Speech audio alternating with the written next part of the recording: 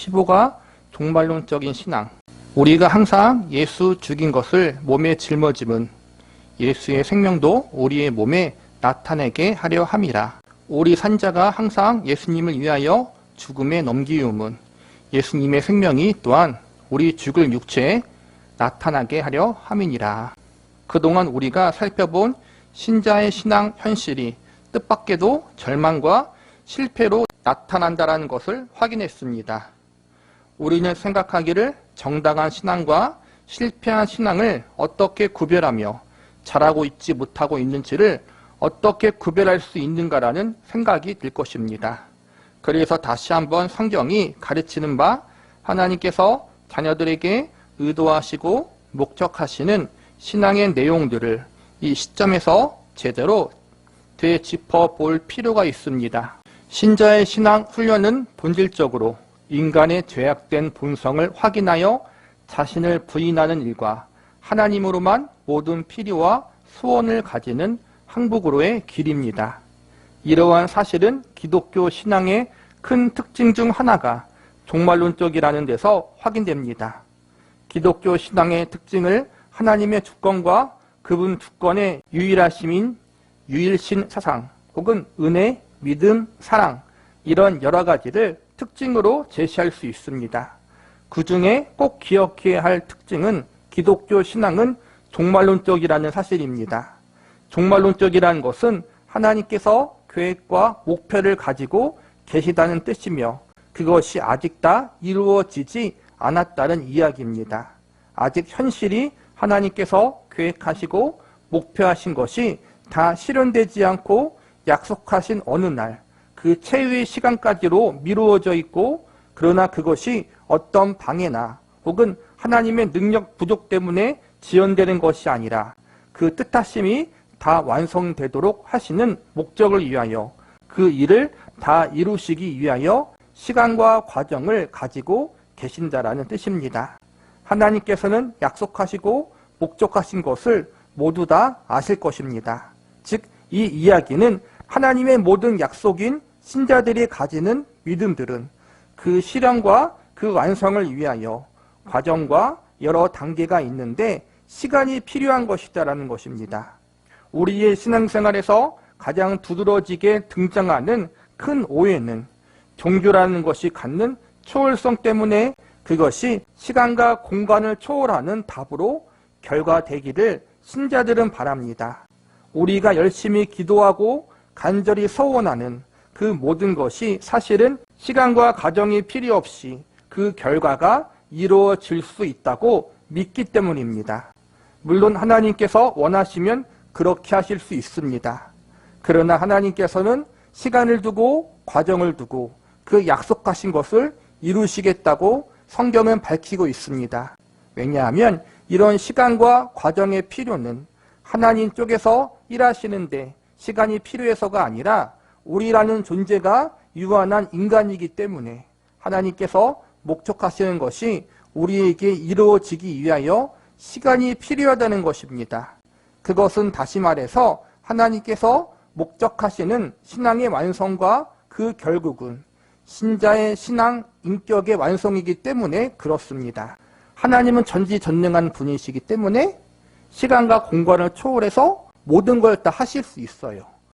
하나님께서 당장에 이 세상을 끝내실 수도 있고 당장에 예수님의 재림을 통해서 이 세상을 심판하실 수 있는데 그러지 않으시고 기다리시는 이유는 물론 여러 가지가 있겠지만 능력이 부족해서는 아니에요. 당연히 하나님 편에서 하나님 자신이 시간이 필요해서도 아니에요. 이유는 유한한 인간 때문이라는 거예요. 종말의 시간이 다가올 때까지 그 시간 동안 택하신 성도들을 구원하시고 택하신 성도들을 믿음으로 성숙히 만드는 훈련과 교육을 하기 위해서 하나님께서 시간 가운데 기다리시고 인내하신다는 거예요. 그런데 우리는 하나님도 종말의 때를 정하시고 이렇게 기다리시는데 우리는 우리의 개인적인 어떠한 열망이 열심히 기도하고 열심히 헌신하면 시간을 초월하여 금방 응답되기를 바랄 때가 많아요. 하나님도 그렇지 않은데 우리 유한한 인간이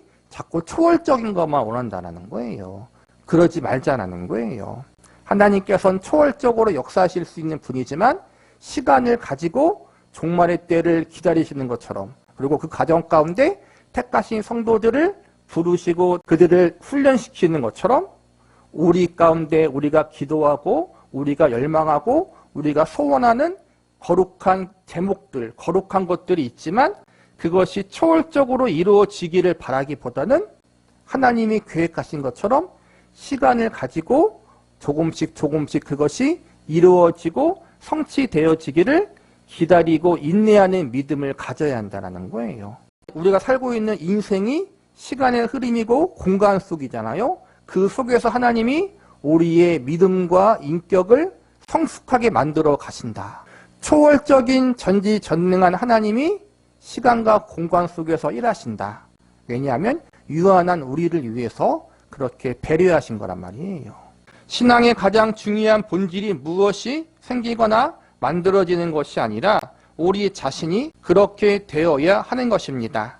인간이란 한 인격이 전 인격에 있어서 하나님께서 원하시는 신앙 인격으로 하나님께서 목적하시는 어떤 내용과 수준으로 완성되어야 하기 때문에 시간이 필요합니다. 과정이 필요하고 연습이 필요하고, 그래서 당연히 현실에서는 시행착오가 나타날 수밖에 없습니다. 그것이 우리에게 실패로 나타나고 제대로 된 신앙과 진심을 바치면 안 되는 것도 되는 법인데 왜 내 신앙은 실패로 나타나는가 하는 것 때문에 절망한다라고 말씀드릴 수 있습니다. 이 신앙의 인격은 하나님께서 우리를 조작하시거나 조종하시지 않는다는 사실에서 분명합니다. 그래서 하나님께서는 우리에게 말씀하시고 믿음을 요구하시는 것입니다. 하나님께서 말씀하신다는 것은 인격과 인격 사이의 발언이며, 믿음을 요구하신다는 것은 우리가 전 인격을 동원하여 하나님을 신뢰하고 하나님의 인도하심에 우리가 자발적으로 따라오기를 바라시는 것들입니다. 신자들이 가지는 신앙은 주문과 다릅니다. 주문은 주문을 외우는 사람의 인격이나 조건이나 기준 등 아무것도 필요 없습니다. 그 주문만 외우면 결과가 나타나야 되는 것입니다. 그러나 기독교 신앙은 그렇지 않습니다. 기독교 신앙은 그가 가지는 바 신앙적 내용이 그의 신앙 인격의 어느 수준에 나타나는 결실들이 있고 효력이 있지, 그 수준과 기준에 미치지 못하는 것들은 아무리 열심을 내어도 되지 않은 것을 우리의 신앙 현실에서 확인하곤 합니다. 그래서 신앙적 승리 또는 신앙의 완성이라는 것은 법을 지켰느냐 또는 도덕성을 가졌느냐 하는 이분법적이지 않습니다. 죄를 졌다 안 졌다, 도덕성이 있다 없다 하는 이분법의 문제가 아니라 내 마음대로 하고 싶은 것과 하나님의 뜻과 대조입니다. 자기를 확인하는 자랑과 하나님의 사랑에 항복하는 순종과의 대조입니다. 신앙은 누가 더 하나님의 뜻에 순종하느냐이며 그의 순종이 그의 자랑이 되지 않는 것입니다. 신앙의 성공, 신앙의 승리라는 것이, 결과라는 것이 내가 기도하고 내가 헌신해서 무엇인가 이루어지는 것, 어떤 눈에 보이는 결과를 얻어내는 것이 아니라 신앙의 승리와 성공은 나와 하나님 사이에서 내가 하나님의 말씀에 순종하고 그 하나님의 말씀에 복종하는 삶을 사는 것인데, 그것이 종교적인 어떠한 열심, 어떠한 감정에 의한 것이 아니라 하나님의 사랑에 감사함과 기쁨으로 자발적으로 순종하고 복종하는 자리에 가는 것, 이게 신앙의 승리고 신앙의 성공이라는 거예요. 기쁨으로 복종하고 감사함으로 순종하고 자발적으로 그 하나님으로 인하여 기뻐하고 즐거워하는 것, 이게 신앙적인 승리고 우리가 그것을 추구해야 된다는 거예요. 그런데 우리는 사실은 그것을 추구하기보다는 내가 말씀에 순종함으로 어떠한 결과를 얻어내길 원하죠. 그렇죠? 영적인 신앙적인 결과가 아니라 내가 순종함을 통해서 내가 기도했던 기도의 제목이 이루어지길 원하고, 그 기도의 제목이 대부분 보면은 육적인 것, 세상적인 걸 때가 많잖아요. 자녀의 문제, 배우자의 문제, 가족의 문제, 건강의 문제, 경제의 문제, 사업의 문제. 그런 것들 때문에 얻어내기 위해서 순종하고 복종할 때가 많잖아요. 혹은 하나님 앞에 혼날까봐 그럴 때도 있고. 물론 이러한 것은 신앙의 초창기에 마치 어린아이가 설날이 되면은 세배를 함으로 부모님을 공경하는 법을 배우잖아요. 처음에는 용돈 받기 위해 세배를 하지만 그것을 통해서 어린아이에게 어른을 공경하는 법을 배우게 하잖아요. 그래서 나중에 장성해서 크면 세배를 해서 용돈을 받는 것이 아니라 오히려 감사하는 마음으로 부모님께 용돈을 드리잖아요. 그렇죠? 이런 것처럼 하나님이 초반에는 하나님이 어떠한 분이시고 그분이 전지전능하는 분이시고 살아계신 분이시고 내 기도를 듣고 계시다. 그런 걸 알려주기 위해서 하나님께서 수상적인 어떠한 성공과 어떠한 기도 제목에 대해서 응답하실 때가 있어요. 그러나 나중에 신앙이 성숙하다 보면은 기도의 응답이나 신앙생활의 목적이 어떠한 것을 얻어내고 어떠한 결과를 목격하기 위한 것이 아니라 하나님 그분 자체, 예수님 그분 자체가 내 믿음의 의미고 목적이 된다라는 거예요. 하나님과 예수님을 사랑하는 것, 그분이 나의 구주가 되시는 것, 그것 자체가 너무나 감사하고 영광스러워서 내가 사랑으로 복종하고 사랑으로 순종하는 자리에 가는 것, 그 자리에까지 하나님이 우리를 인도하신다는 거예요. 그 자리에까지 인도하는 과정이 아까 말한 것처럼 시간이 필요하고 과정이 필요하고 시행착오가 필요하다는 거예요. 그래서 저와 여러분은 완벽한 사람이 아무도 없어요.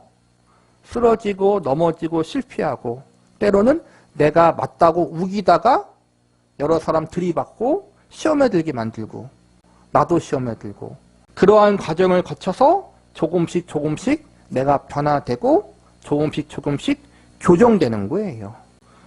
그러므로 우리가 하나님이 원하시는 그러한 성숙의 자리에까지 나아가게 되는 것, 그게 신앙생활의 과정이에요. 어떠한 것을 얻어내는 것이 아니라 우리는 축복을 너무나 육적인 것으로 생각해요.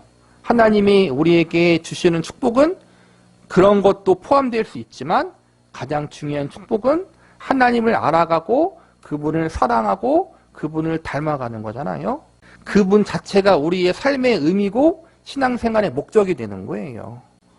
그분 한 분으로 만족하는 것, 기쁨으로 그분 때문에 살아가는 것, 그 자리에까지 우리가 가야 되는데 우리는 사실 성격이 다 꼴통들이라 내 뜻이 곧 하나님의 뜻이라고 우기며 살다가 몇 번 튀어 터지고 그때야 이제는 우리가 그것을 바꿔서 하나님의 뜻대로 살려고 하잖아요.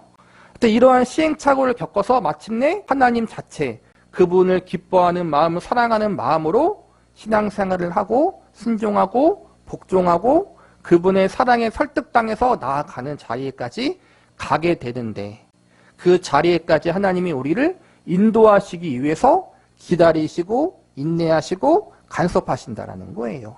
그게 우리의 인생이고 그게 신앙이에요. 고린도서 4장 10절 이하의 내용을 보시면 우리가 항상 예수 죽인 것을 몸에 짊어짐은 예수의 생명이 우리에게 나타나게 하려 한다고 합니다. 이것을 썼던 바울에게 있어서 두 가지 측면이 있습니다. 하나는 외적인 측면이 있습니다.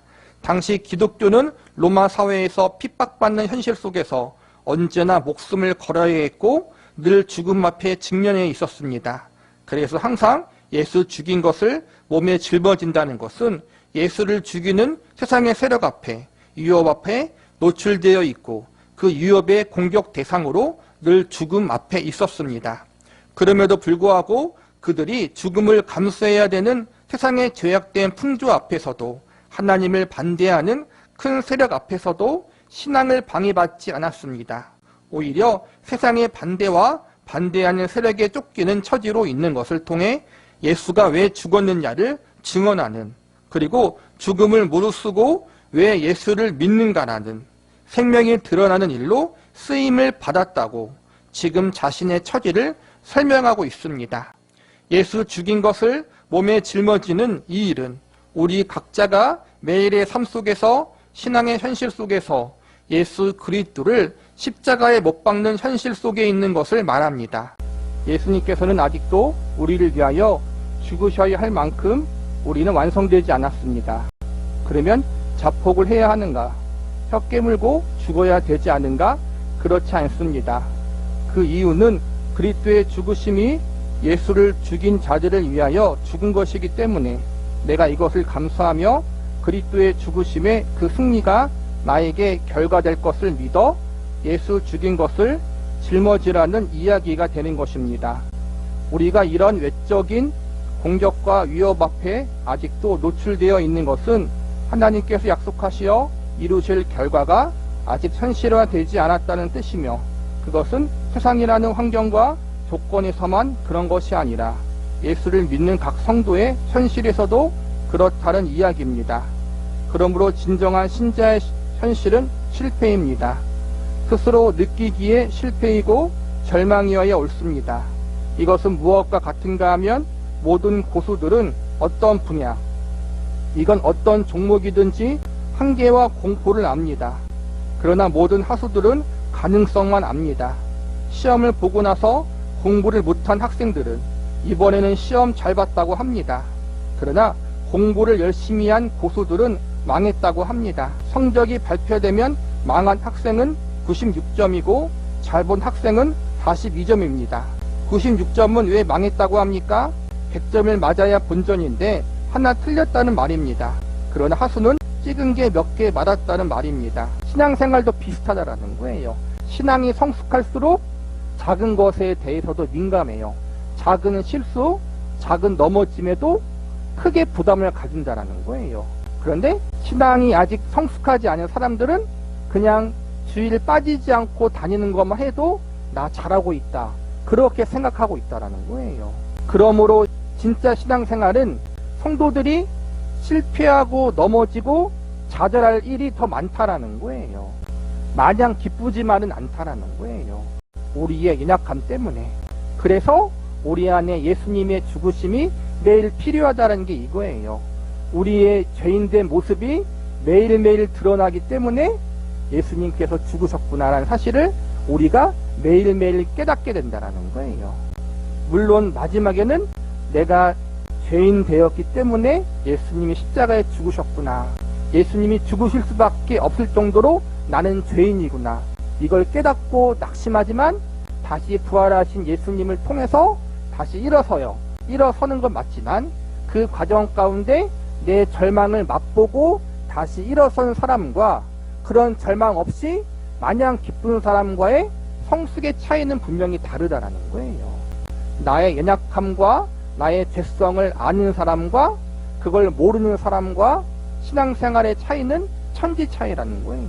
신앙의 현실이 너무 많이 어렵고 낙심할 것이 많다고 해도 너무 우리가 실망하지 말자라는 거예요. 그게 정상이라는 거예요. 정상. 여러분, 신앙이 좋다는 것은 무엇인지 아십니까? 인간이 얼마나 약하고 죄가 얼마나 무서운가를 아는 자만이 진정한 신자입니다. 내가 알아서 신앙의 기준을 정해놓고 이 정도면 됐다라는 것이 아니라 하나님께서 성경에 정해놓은 절대 기준이 있잖아요. 그 기준을 놓고 우리는 늘 나는 부족한 사람이구나, 나는 정말 나를 구원할 수 없는 죄인이구나라는 것을 늘 깨닫고 겸손해야 된다는 거예요. 그런데 우리는 성경의 기준이 아니라 내가 기준을 세워놓고 혼자 자랑질하고 있고 혼자 만족해하고 있다는 거예요. 스스로 정해놓은 기준으로 나를 평가하지 말고 하나님의 기준으로 우리를 평가하고, 그럴 때 우리는 결코 우리를 자랑할 수 없다는 거예요. 진정한 믿음의 성숙의 사람은 자랑할 게 하나도 없다는 거예요. 믿음이 성숙할수록 나는 은혜가 정말 필요한 연약한 죄인 중에 죄인이구나, 하나님의 은혜가 전부구나, 이렇게 고백할 수밖에 없다는 거예요. 이러한 믿음을 가지도록 우리를 만들기 위해서 하나님께서 우리를 이 자리, 이 현실 속에 이렇게 놓아놓고 시간과 공간 속에서 기다리시고 인내하시고 우리를 훈련시킨다는 것, 이것이 오늘 종말론적인 신앙이라는 거예요. 우리의 지금의 삶 속에서 하나님이 우리를 그러한 자, 나는 할 수 없구나, 나는 정말 하나님의 은혜만 의지해야 되는구나, 이것을 알게 만드는 것이 바로 종말론적인 신앙 속에 포함되어 있다.